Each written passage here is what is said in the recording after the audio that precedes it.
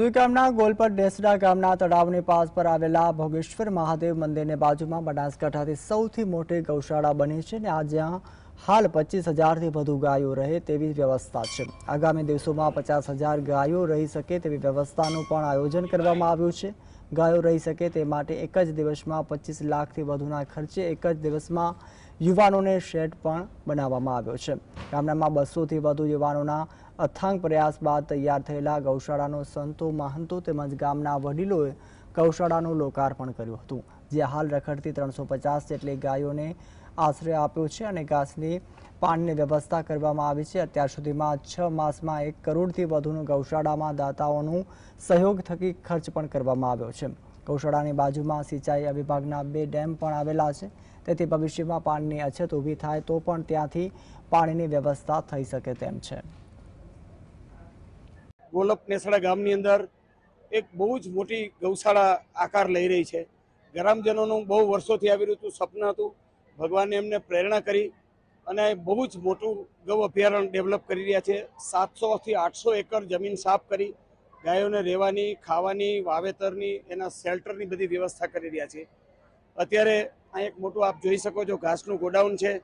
દુબઈથી કોઈ આપણને દાતાએ આના માટે રકમ આપી।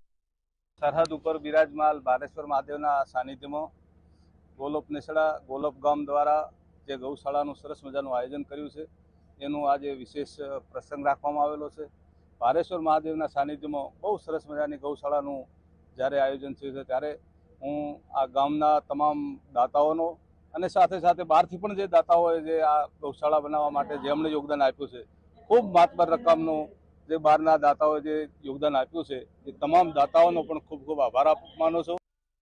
અને જે ગામ લોકોનું સપનું હતું કે આ ગાયો બધી અહીંયા આજુબાજુ હોય છે, ફરતી હોય છે અને પૂરતો ઘાસચારો મળતો નથી, તો આનું શું કરવું, તો એક સ્વપ્ન હતું અને ભારેશ્વર દાદાની કૃપાથી એ સ્વપ્ન સાકાર કરવા માટે અમારે જે જરૂર હતી એવા લોકો અમને મળ્યા। ગોલપ નેસડા ગામની તળાવની પાસે આવેલા ભાગેશ્વર મહાદેવ મંદિરની બાજુમાં બનાસકાંઠાની સૌથી મોટી ગૌશાળા બની છે, જ્યાં હાલ 25,000થી વધુ ગાયો રહે તેવી વ્યવસ્થા છે।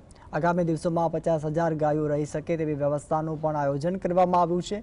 ગાયો રહી શકે તે માટે એક જ દિવસમાં 25 લાખથી વધુના ખર્ચે એક જ દિવસમાં યુવાનોને શેડ પણ બનાવ્યો છે। ગામના 200થી વધુ યુવાનોના અથાગ પ્રયાસ અને તૈયાર થયેલી ગૌશાળાનું સંતો મહંતો તેમજ ગામના વડીલો ગૌશાળાનું લોકાર્પણ કર્યું છે, જ્યાં હાલ રખડતી 350 જેટલી ગાયોનો આશ્રય અપાયો છે। ઘાસની પાણીની વ્યવસ્થા કરવામાં આવી છે। અત્યાર સુધીમાં 6 માસમાં 1 કરોડથી વધુનું ગૌશાળામાં દાતાઓનો સહયોગ થકી ખર્ચ કરવામાં આવ્યો છે। ગૌશાળાની બાજુમાં સિંચાઈ વિભાગના 2 ડેમ પણ આવેલા છે, તેથી ભવિષ્યમાં પાણીની અછત ઊભી થાય તો પણ ત્યાંથી પાણીની વ્યવસ્થા થઈ શકે તેમ છે।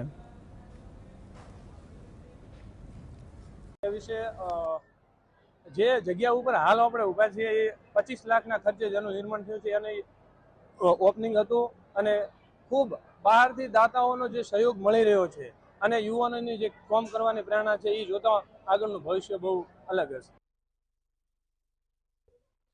ઘણા વર્ષોથી આ ખંડેર મંદિર પડ્યું હતું, 2-3 વખત આગળ બનાવ્યું છે પણ કાચું છે એટલે પડી ગયેલ હતું, તો અત્યારે મૂર્તિઓ ખંડેર હતી। હા, એક જ મૂર્તિઓ ઊભી હતી, બીજું મંદિર બીજું કોઈ હતો નહીં અહીંયા। તો પછી અમે આવીને એ મૂર્તિઓને સહકાર કરવા માટે તો